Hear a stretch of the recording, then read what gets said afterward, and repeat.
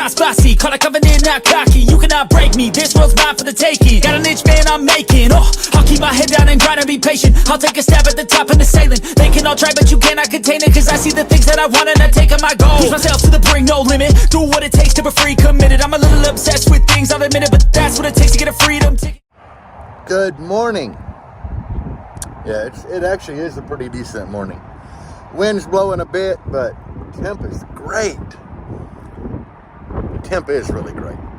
So, I've had a few people wondering about battery monitoring and voltmeters. So, let's get into it. So, I get a lot of questions about this little guy. And he tells me like individual bank voltage and overall voltage. It's an ISDT BATGO BG8S. The crazy thing is, you order this little bad boy on Amazon for like 40 bucks, but you got to buy this plug right here. That little plug, that is separate, and you have to buy one that does 4S because, you know, 4 banks in a series. It'll do up to 8, but you got to buy it for 4. You know, because you got like 1, 2, 3, 4 banks of cells. And it just, they want to be, you know, similar to close. Because you can get a bad cell in one of these and it'll kind of start dragging that bank down. So yeah, that's where I got that. It does show like my overall voltage. You know, we're at, you got so many wires in the way. We're at 1596. So anyway, there's that. Now let's get on to the next question. And it was voltmeter. So that is like an $8 Amazon voltmeter.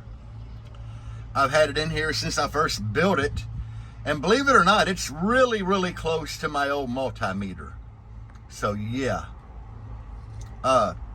Sparked Innovation sells the same exact meter, but it'll say Sparked right there for like 20 bucks. And I know why they use them, because they're actually a decent little meter. But they asked me how to hook it up.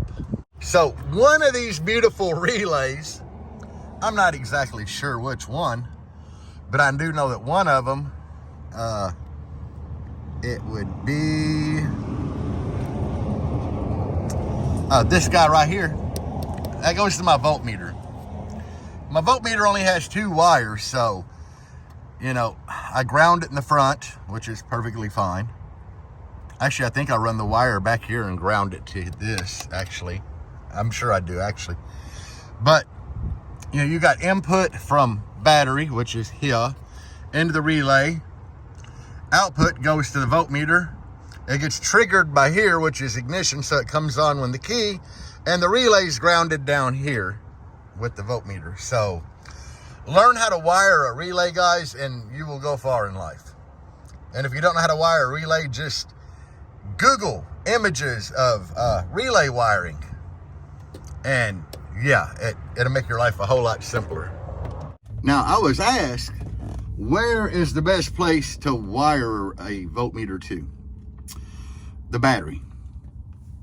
Like, if you have a battery in the back that runs the system, that's obvious. Run it there. Some people are like, oh, at the amplifier, I have 4 amps on subwoofers. I could care less what one of them's doing. I want to monitor my battery voltage. You know, because there's 4 amps running off of it for one. But I just I always want to see what the battery itself is doing at all times. It's just me. A lot of people I've seen, if they just run 1 sub amp, then yeah, they run it there. It ain't gonna make much difference. I mean, at the most, I have 2 foot of wire between the battery and amplifier, and no fuses. So, and it's got dual input, so it don't really matter. I've always done it at the battery. Now, yes, you can get voltmeters that have 3 wires. You know, one of them turn it on with the key. If you know how to use a relay, you don't need to do all that. I order relays by the 10 pack on Amazon. Just get 40 amp relays. You can use them for anything. Like when you add drone power windows, if you want to, you can, you know, do 2 relays per door to roll the window up and down with custom push buttons, or add aftermarket door locks to work with your alarm. Most time when you buy an alarm, you got to double relay them anyway. So it's just how it is, guys. It's really cool to learn how to use relays. But what voltmeter I use, a cheap Amazon one, it is done great too. I mean, every once in a while, I'll break out the old multimeter and test my cheap Amazon voltmeter with the battery in the back on my DMM, and it is so close. I mean, it's like 100th. 100th is everything. A 10th would be great, you know. It's just when you get like some of these base knobs that are so far off with the voltmeter. It's like the voltmeter in your dash that you know is good with a multimeter or whatever. You know, it'll show one number, and the base knob that has the voltmeter in it will be like a ½ volt off. I don't care for that. But that is basically my rundown of battery monitoring and voltmeter. You know, I was asked about voltmeter on the amp, the front battery, or at the alternator. I don't think it's a bad idea to have your voltmeter, your main one, run off the battery in the back, and a secondary voltmeter that is hooked to the alternator in the front. I don't have a front battery, but in my wife's Edge, I have a double meter system in there.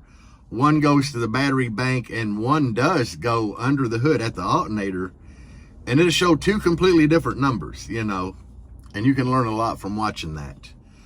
Because if it's hooked to the alternator, that shows you what the alternator is putting out at that particular moment.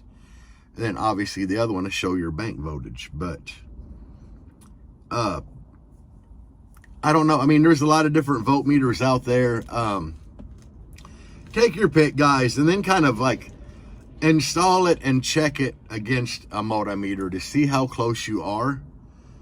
I said these little round ones, and the reason I keep buying the round ones, like I have one that I got to put in the black Jeep I'm building, is I use old vehicles, like really old vehicles. Well, not real old, but you know, we're from the 90s. Even in the wife's Blazer, I did the same thing, because you can get them in like red, green, or blue, whatever, but they fit in the cigarette lighter hole with a little bit of modification. Like in my Jeep, I put it in the cigarette lighter hole. The black Jeep, I'm going to do the same thing. The wife's Blazer, I did the same thing. I think all I had to do was take my Dremel and make the hole, you know, keep enlarging it a little bit until the voltmeter went in, and then screw the thing on the back of it that holds it in place, and it's golden. But anyway, that is, I hope that answers your question, you know, of how I hook the voltmeter up, or where I think it's best to hook it up. And for the people that had been wondering about my ISDT back go monitor, that little thing's cool. My first lithium battery, I did lose a bank of cells, and I didn't know it because I didn't have a battery monitor on it. That's how I was using the old pouch cells back then. And I made the mistake of my battery went really low, and I jump started the Jeep. Yeah, you don't jump start lithium. I learned that the hard way. And that kind of destroyed a bank. And lithium's weird, because even though that one whole bank was showing millivolts, it still got up to 16 volt. The other 3 banks just overcharged and went straight through that. I never knew it by looking at my voltmeter. Yeah, when I took that battery apart finally, because I thought something was wrong, like there was so many balloon cells in that one bank, and I really couldn't salvage any of them. So I built it back bigger, and that's when I put the battery, you know, monitor on there to monitor each cell bank. And it's been a blessing just for that in general, you know. It will balance, if it does have a balance feature, but it is a really small, you know, balancer. So if you're going to let your vehicle set a couple of days, that's the time to do that balance, because it's like a real slow balance. Good, but slow. So anyway, I hope this video helps somebody. It's just the way I do it. There might be better ways. I don't know. I mean, you can buy a high dollar I do know that there are voltmeters out there that are like upward of $100 range that are really, really fast. And, you know, these voltmeters here work on like a half-second display, so you're a half-second behind. Theoretically, what I'm saying is I could be hitting some heavy bass notes and my voltage could drop down, say, from like 16 to 15.6 is what I'm seeing. But in real time, it could be dropping to 15.3 and my voltmeter just ain't fast enough to keep up displaying it. There are voltmeters out there that will, but they are really expensive. Off top of my hand, I don't know who makes them, but I have seen them in action. They're awesome. But I'm happy with the old antique one I have here. The old $8 Amazon job. So anyway, hope this helps y'all. Dreadfully, I'm taking my ass to work, guys. So peace out. And as always, check out the Woofer Shop. Check out the Woofer Shop. Bass on.